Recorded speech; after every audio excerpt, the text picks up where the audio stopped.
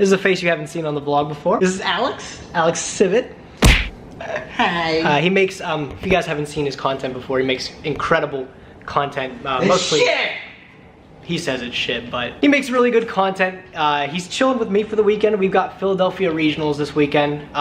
He's gonna be giving some hands in the main event. I'm still indecisive whether or not I actually want to play, considering I got my invite. I'm gonna play a structure deck. I don't know if I want to. I already got my invite. Yeah, speaking of which, plug for the last vlog, if you guys haven't seen that, I already got my invite. So I really don't want to waste like the 20 bucks, but if anything, we'll follow Alex's adventure. Before, I want to get some practice in. I'm gonna borrow Alex's Pendulum Magicians, and I'm about to lay the hands on him. So how do you feel about that, Alex? He's playing a pay-to-win. Fucking pay-to-win Zodiac duelist. Fuck. See, it's pay to win, but I didn't even pay a dime because it's his deck. All right, let's give it the hands.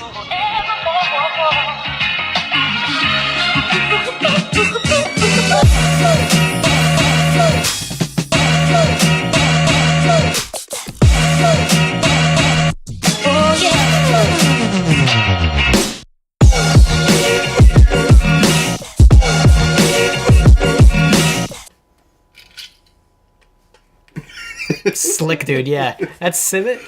We're going over the matches that we played last night. Kind of fun we had. We decided to play a couple matches in prep for the regional tomorrow. We're about to get fucking bopped. This boy doesn't know how to play his deck. I had no idea. I decided to play Pendulum Magician against Alex, and I just have no idea what I'm doing with the deck. This is my first time like piloting it ever, and I was like, we'll give it a shot. So I decided to play some Pendulum Magicians. He's playing 60 card Shadal Dino? No, Zombie Dino. Zombie Dino. Shadal's kind of... I like having Omega and Black Rose more than having Winda and Shikanaga. Mm-hmm. If Construct comes back, then I'd definitely switch back over, because I think Construct is way more valuable than Omega. Because Omega... pretty broken. Yeah, broken card. Pretty fucking annoying. So, we're going to go over the games we played. We both filmed each side, our perspectives, our hands and stuff. So this will be kind of cool to go over, kind of cool for you guys to see.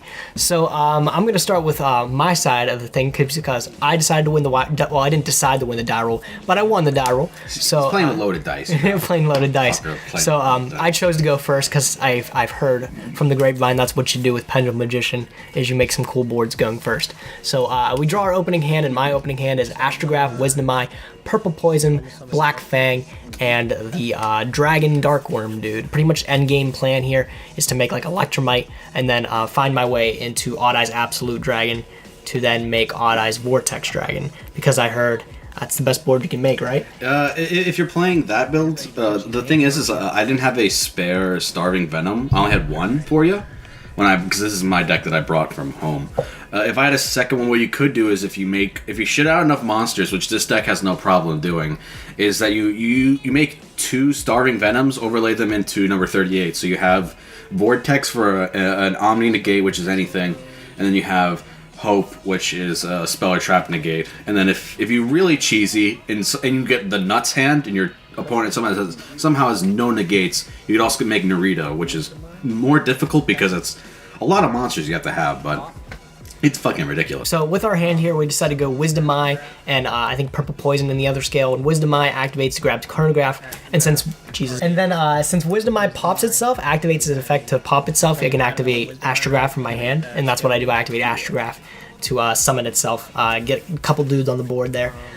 Get some searches going, and then we start making some Link dudes with our stacked board. Take Wisdom Eye and then Black Fang Magician, and decide to make Heavy Metal Foe Electromite, which is actually quickly countered with an Effect Veiler. Yeah, you always want to save, like, for people who don't know how to play against this deck, is you always want to like save your hand traps for the Electromite, because Electromite is the most, like, it's what gives you all your advantage. It allows you to draw a card. It gets your Astrograph if you don't have one already in hand, and it's just ridiculous. We got enough monsters we're rocking with. We're rocking with a pretty full board that we take. I think it's like Darkworm and the Supreme Gate. We make another Heavy Elemental for Electromite. Still going to go with the game plan to just bring out 2 Astrographs. and then or Astrograph and Supreme Gate, some kind of mixture of that, by able to get 2 7s to at least end with Odd Eyes Vortex Dragon. That's definitely doable, and I decided to do that with the board that I have anyways. And we end with the second Electromite, which also draws us an additional card. So we end the board that we decided to make with, what do we make? Zephyr Metaltron, and then we end with Odd Eyes Vortex Dragon, and I think something else on the board too. Heavy Metal Foe Electromite's the other card in the other zone. So it's those 3 on the board. We got negates with Odd Eyes Vortex Dragon. We're sitting pretty, and from there we just decide to pass over to Alex, and let's see what Alex is rocking with. I will pass to you. Okay, draw for turn.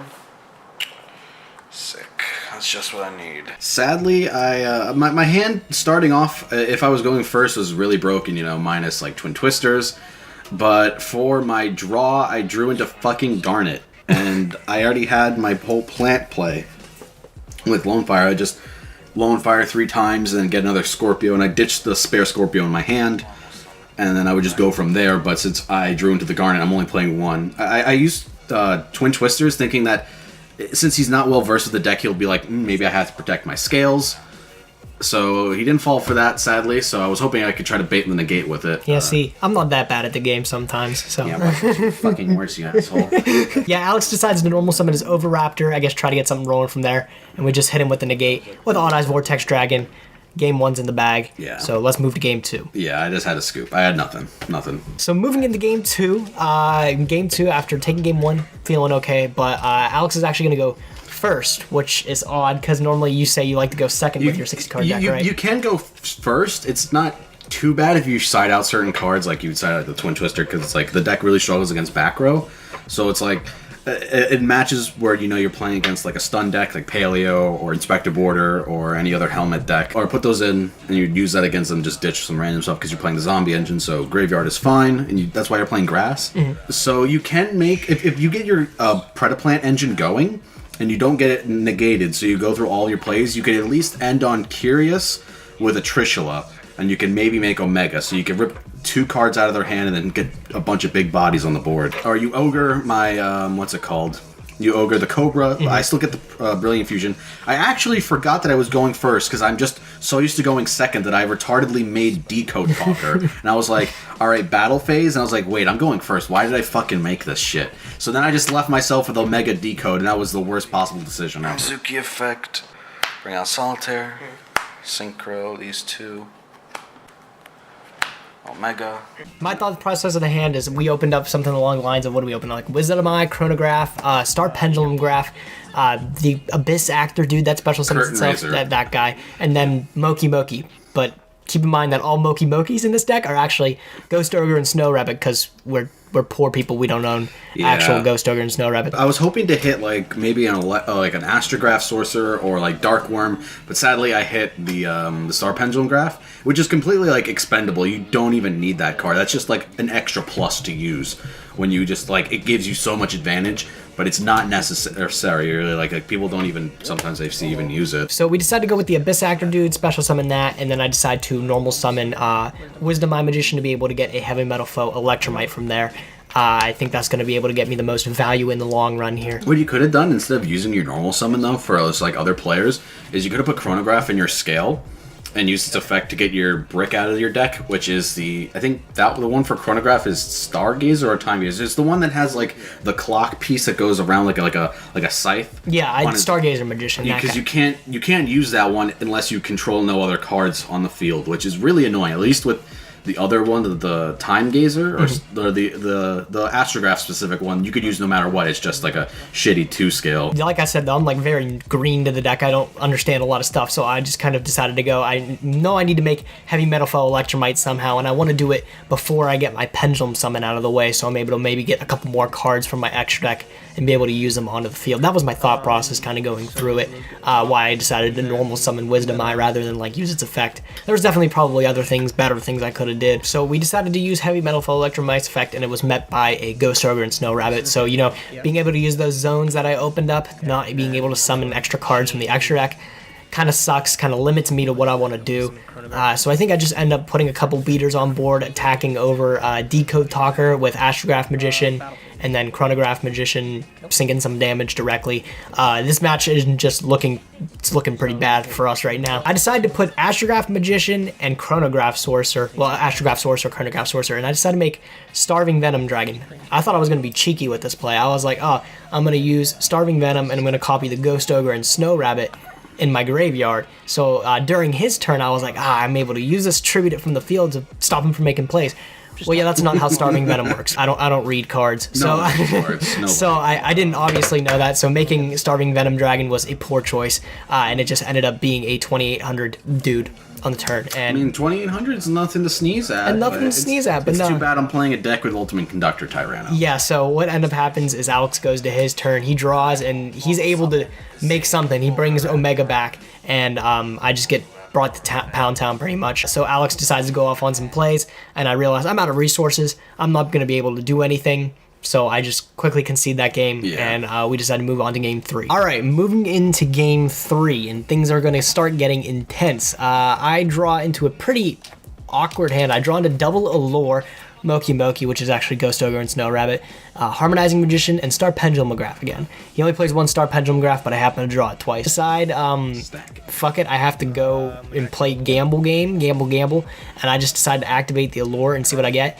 I managed to dig into a lot of Magicians when I activate both of Allure, so happens to work out rather well in my favor, so I happen to have plenty of things to actually banish. I draw into another Harmonizing Magician, which I just get rid of with the first Allure, and the second Allure I think I get rid of like a Black Fang Magician, or a Purple Poison Magician, something I draw into that.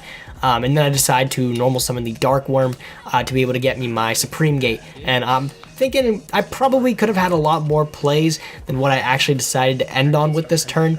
I don't think I ended the correct board, but I end up making double Heavy Metal Foe Electromite as well as Astrograph Sorcerer as the final board. And I have the Ghost Ogre and Snow Rabbit in my hand. I have an Oath Dragon that added back cards. I'm rocking a pretty decent board, I think. But I think it could have been better in the long run. I just don't know where I went wrong. I feel like I could have made Odd Eyes Vortex Dragon somewhere, but hey, you know, whatever it is, it is. So I'm sitting with a couple cards in hand, and I'm sitting with a pretty decent field. I'm able to reset scales if something happens to them. So I think for the most part, we're going to be doing okay. And after that, we decide to pass our turn over to Alex. So I opened up Gold Sarks. I'm like, okay, I could possibly, unless he has some, like, he doesn't have Ash in his deck, because I know this already, so I could just Gold Sark it, get my Giant Rex into the field, and hopefully he doesn't have Ghost Ogre, so I can get Unizombie on by normal summoning Solitaire. So you decide to go like Unizombie, dump Mizuki, and then I decide to Ghost Ogre your Unizombie because that worked in our practice games we were playing. That put him in a pretty shitty spot, but it ends up helping him because he just ends up, you banish Mizuki, Unizombie, and then you block roach my field. Yeah, it worked out on those duels because I didn't have anything to follow up. I had the Giant Rex there, so it was fine. So I just nuked the board, passed, and hoped he would be able to like amount anything after that. Yeah, I did have a way. I saw in sight I had the way to make game. I was going to go into Starving Venom Dragon after Pendulum summoning a couple guys, and I was going to copy my Heavy Metal Foe Electromite effect that was in the graveyard, and I was like, oh, I can do a whole bunch of fancy stuff from there with Starving Venom and be able to put an Astrograph on field and have more than 8,000 damage on board. But unfortunately, we're met by a Ghost Ogre and Snow Rabbit, which quickly dashes our dreams there. Wow, I'm sad. So we have like a White Fang Magician as well as Oath Dragon chilling on the field, and that's hopefully going to prevent us from taking lethal damage the following turn, but it's definitely not anything impressive, that's for sure. So this is where I use Snow, and I use Brilliant Fusion and try to just get a bunch of monsters onto the field to do stuff. Yeah, you Raigeki my field too, finally. You decided now was a good time to activate that. Now was a good time to Raigeki because I couldn't get over fucking Oath Dragon. So I had the Alo in my hand, so I already Brilliant Fusion so I could normal summon it and then use Snow to get it off the field, get Giant Rex back. Because Giant Rex can't attack directly. Don't let people do that because people don't read cards and forget that he can't attack directly. So then I use that and Alo to make Chambara so I could do, what is it, like 46? I don't know, you put me down to 1550, I think, or something like that, after attacking with Snow and attacking with the Chain Bara. So we're pretty close to losing the game, but we draw into the Abyss Actor dude. But the thing is that's all we needed. We just needed a level 4 Pendulum do to be able to do what I wanted to do, and that was using the White Fang Magician that was sent back to the extra deck from the Raigeki earlier in the turn. I summoned that plus the level 4 Abyss Actor, and we make Ignister. And with Ignister, I hit him with the Spice. I pop my Purple Poison Magician in the scale to pop his Chain Bara, and I use Ignister to shuffle back the Snow to get it out of the way. This leaves it with one card in hand and a top deck, so I think, okay, maybe I can ride this Ignister to victory. But that sadly doesn't happen when I pass the turn over to Alex. I drew into Pod Desire, so I was like, okay, all I need to do is just draw either Tyranno, because I have 2 dinos in my grave because of Chimbara, or I can just make anything to normal summon. Luckily, I drew into a Gold Sark, so I just ditched my Shiranui Spirit Master, which popped your Ignister, because you had no way of protecting it, and then I just normal summoned Over After and attacked your game. Yep, that was it. That's the wrap. So Alex takes the game. He takes it 2-1. You know, barely learning my Pendulum Magicians. I think I did okay. I think I made some pretty cool plays, but it was definitely a game to play, and congratulations for winning, Alex. You definitely proved you're the better duelist, that's for sure. So yeah, that was kind of a fun duel Cvit and I had together. I really enjoyed it. I really enjoyed being able to experiment with kind of the duel format that I set from the last vlog. Again, if you guys haven't checked that out, please do. Spend a lot of time on this, and I really put a lot of care into it, make it look as good as possible. If you guys want to see any of Cvit's content, I highly recommend you do. Fantastic content this guy posts. I'll leave his link into the description below so you guys can give him a look-see-daisy there. If you guys liked the video, be sure to like the video, thumbs up the video, especially if you enjoyed the video. Please do consider subscribing to my channel if you haven't already for more high-quality Yu-Gi-Oh content, and we'll catch you guys for the rest of the vlog starting next week here. We got Philadelphia Regionals tomorrow. It's going to be exciting stuff, so see you guys then. Thanks for watching, guys. Nim Nim signing out.